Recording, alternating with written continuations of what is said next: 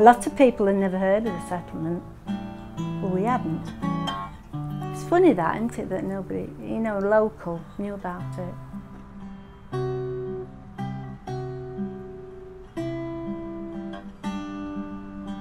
I'd come up here on the back of a motorbike. I used to come that way, I've come on the tray. I'm always up here, do anything to come up here.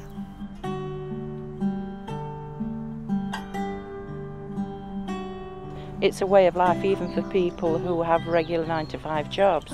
It's still a way of life living in this environment. You've got to want to live somewhere like this to survive living it. It's always been heaven up here to me, this. It's lovely.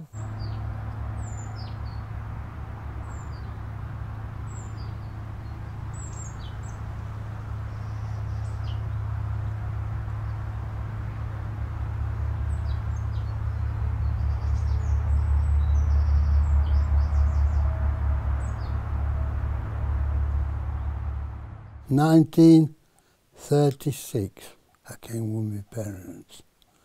They got to be 1, 2, 3, 4 before that Christmas Day or something, that end of that year.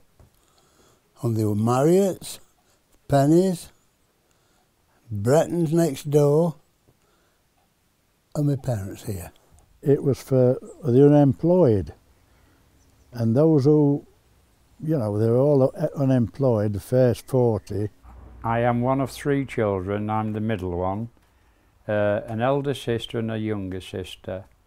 Our parents was one of the original tenants from up here, back in 37-ish.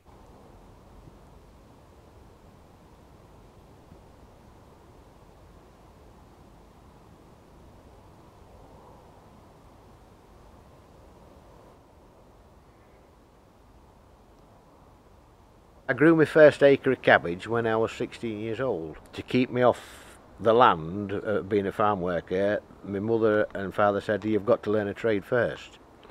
So that's what I did. I went and did an apprenticeship, and to keep things right with me at home, they found me an acre of ground, and I got myself a little old tractor, and I grew my first acre of cabbage when I was 16.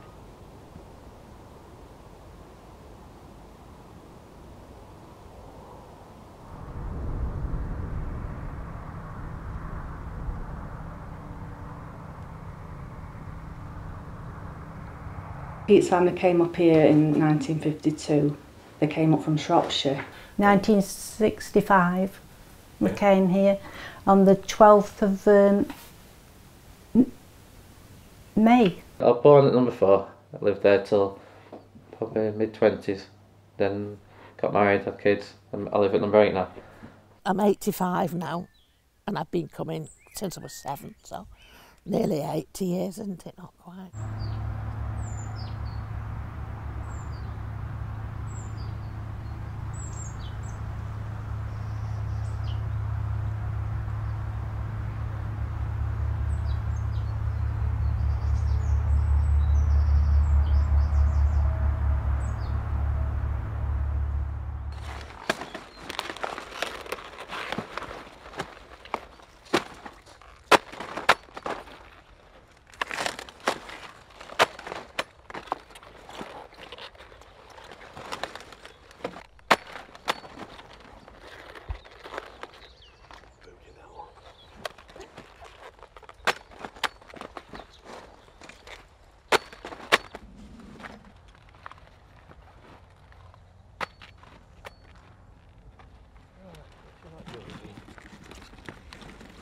Actually, my father did work at Tibshelf Colliery, and then that closed,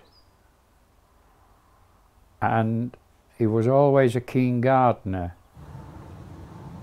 and he did finish up with 3 allotments.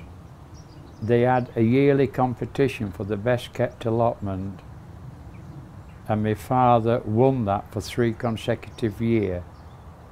And that's one of the reasons how he come to move up here. He was spotted by a talent scout. In our family for, well, as far back as I could get back, they've been farming somewhere along the line. But in Cornwall, because my father was a Cornishman. It got me dad in a regular weekly pay. We'd never had that. Settlers they called us, didn't they? Settlers. And that's like it is on telly in a western, isn't it?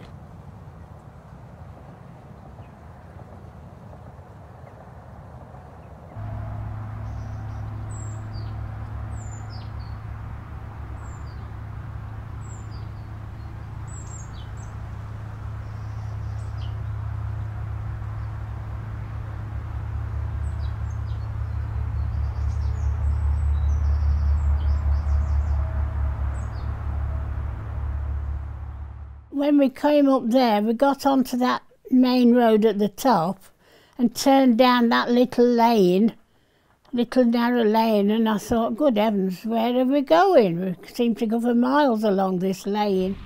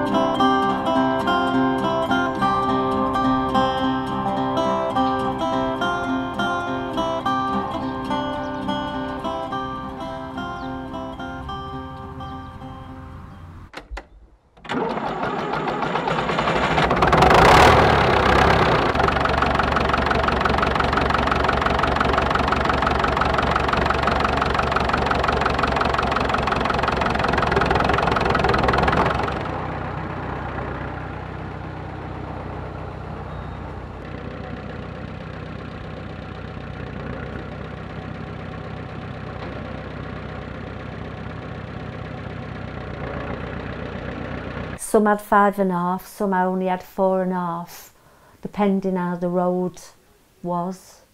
Because the one up the hill, they only had 4.5 acre, but most of them was 5 acres. It was good living because you had everything. You had all your fruit, your vegetables. In a way, it was a bit like self-sufficient, you know. You'd always got vegetables in the land you could go and get.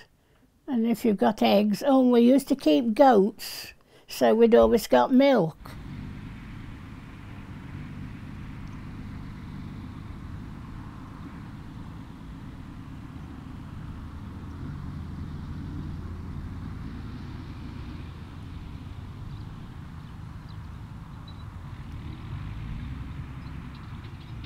So we ate well, but we had no money. There was no money in those days. No.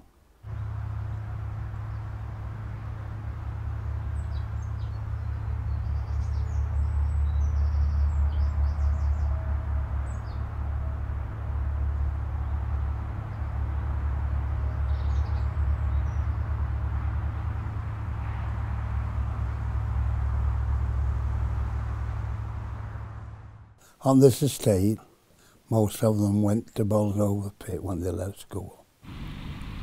A lot more money. But my mum never wanted me to go down Pit, she said. If I hadn't have stopped, I think it'd upset the family. I wasn't that clever, I was better with hard work. I just like job. The community was marvellous for what it was at the time when it started, and that's probably why you've got quite a few of the old ones still up there, because that was their childhood. The thing I liked about the community was that it had got all nationalities as well. You got Russians, you got Hungarians, so it was a mixed group. Look at old Arnold, Russian. Ah.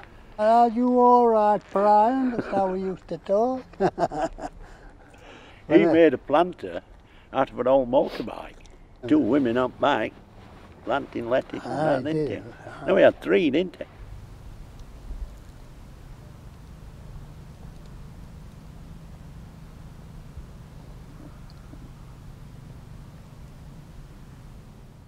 I had a lot to do because I helped outside as well when I could, and then I got the 4 lads. My last son I had at home in the living room, and after a couple of nights the nurse said I'd got to stay in bed for 10 days. She was a funny nurse called Nurse Blood. So at night, it was winter time, we'd got sprouts outside, so Arthur used to go all day picking sprouts, and the lads put them in nets. Then he'd bring some sacks in at night, put them on, spread them out on the hearth, tip the nets, sprouts out, and I'd be out of bed picking the dead leaves off.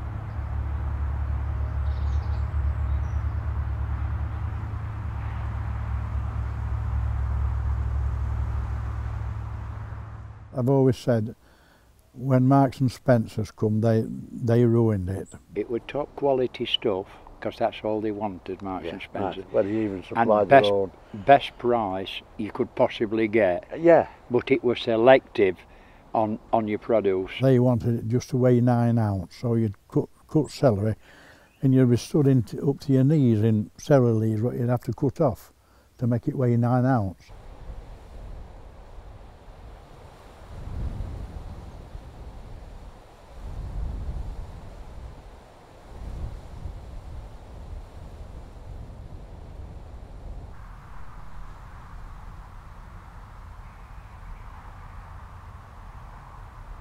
Everybody seemed content, and then we got this letter that Professor Wise were coming, you know.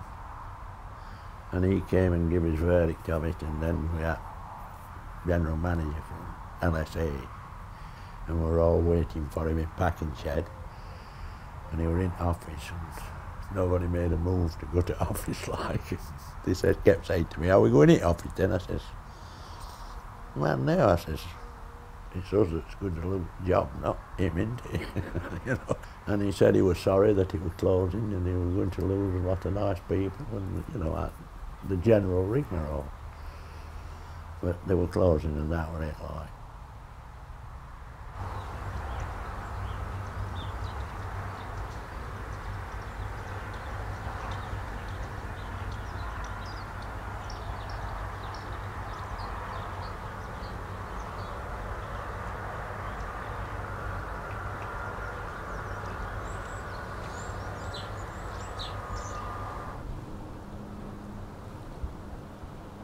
If you want to keep in business, you've got to supply the big suppliers, because there is no small people.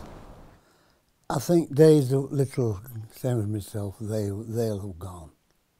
Yeah. Mm. It served its purpose at that time, but didn't move forward.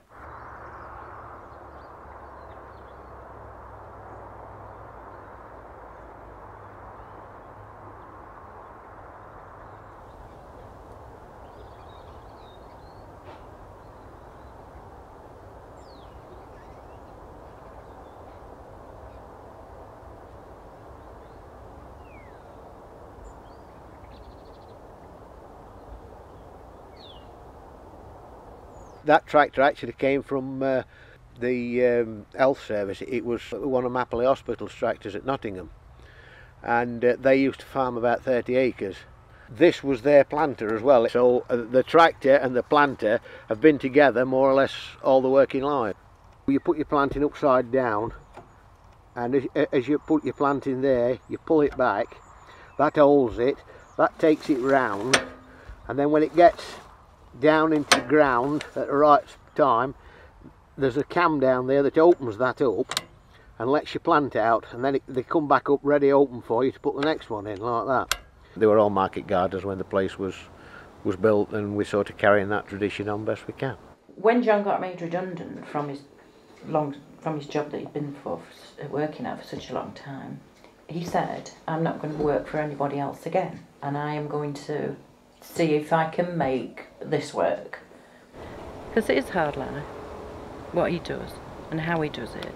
I've had frostbite, I've had all sorts, and then they've been trapped and all sorts, so there's no feeling in there hardly at all, so I wouldn't know whether I got 1 seed or 21 seed there.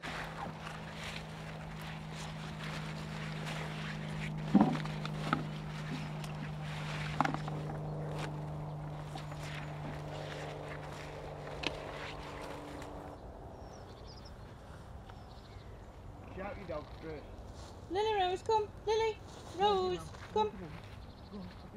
Lily, come.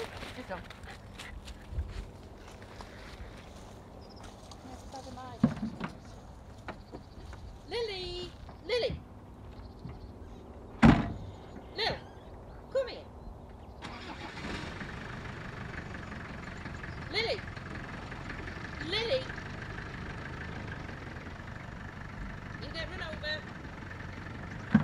Lil, come here. Come here. No, she's just wandering. You have to let her get in. Come on, Lucius. Come on. Come on. Get it. Come on. Come on, we're going to ride. Come on, you're going to ride and land her over. Come on. Come on, you. Come on.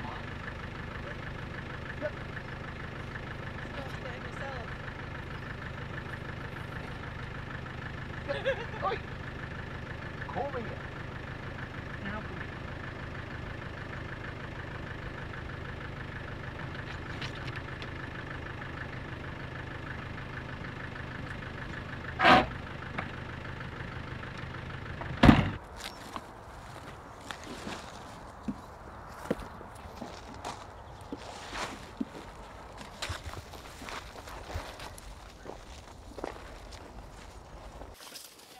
Right.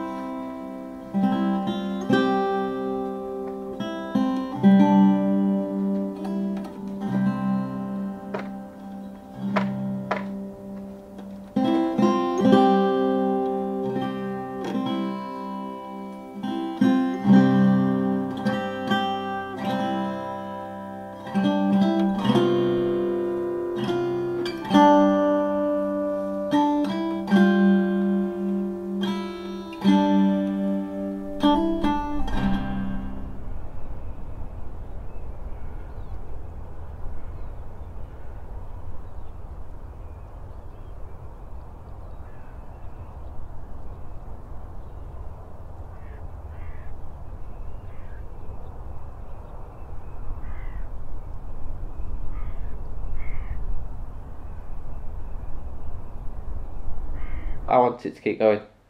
And my granddad did it, my dad did it, now I'm doing it. And maybe one day my sons might do it, I don't know.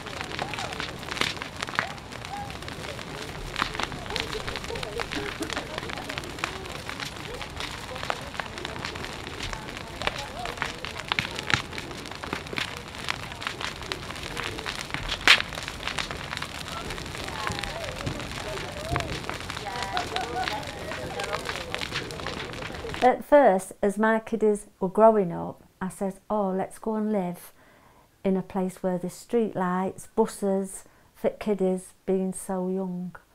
And my husband said, oh no, he says, I just love it up here. He says, if you want to go, I'll sew your shoes and you can go. But no, I'd always been used to it up here, but it was just at one particular time where you thought, wouldn't it be lovely to live on a bus route? I couldn't live in a town or a city, no. As in, I come from Whitwell, that's quite a small village really. But no, I love being out here. I've lived in a village for a little while, didn't enjoy it. It's not the same. It made it strange. You know, being surrounded by so many houses.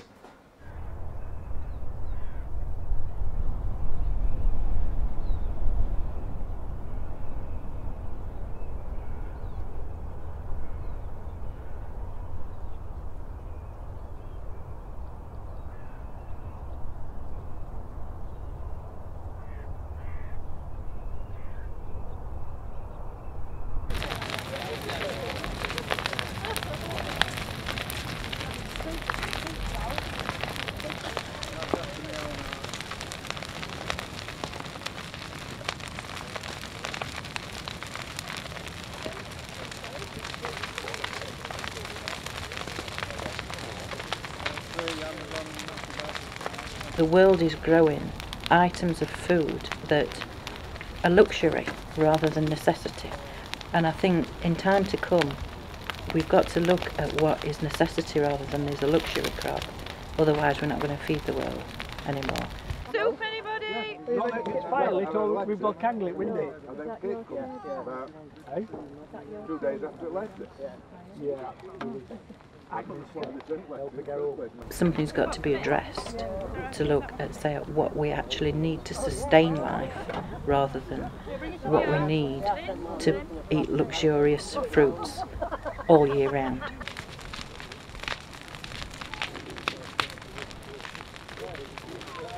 Anything in season should go together, and she made a raspberry crumble. Oh, she was attempting to, realised she hadn't got enough raspberries, so she put courgettes in it. Courgette took the taste of the raspberry, and it was very creamy. And so ever since then, when we've got courgettes, she makes a raspberry crumble and puts courgette in with it. And it saves on cream, you don't need so much cream.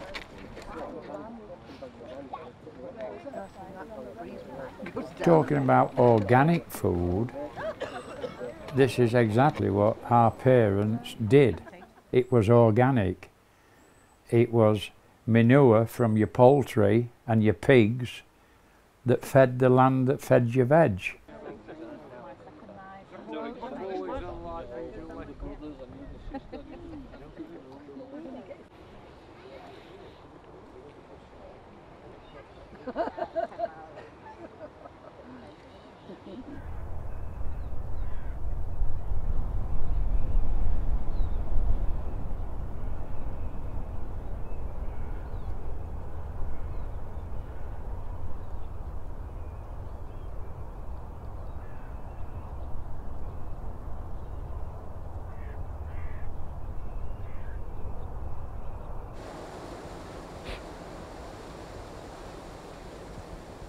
That old Weatherby's been a good romantic boy. He can, Did Mr. Chapman make that? I think he yes, did. he did. That stood there a year or two. It's hard. It's not always easy. I just love the peace and the tranquility and the community, the people that live here. Even now, I'm a countryman, not a town man. Yes. I feel like it's in my blood. I don't know where I've got it from, but I couldn't see myself doing anything else. I couldn't do anything else now. It's all I know. I sometimes think to myself, could I live in an urban environment, in suburbia again? And I think, no, I couldn't, because I'm so used to the open space and being able to step outside my door and not lock my door and take my dogs to walk on my own land, albeit a small bit of land. And it's a nice feeling. Other people have other luxuries. They have new cars every year, or new kitchens every year, or a new bathroom every year, but we make do with what we've got. And I get to live in a lovely place like Oxcroft. It's very unique.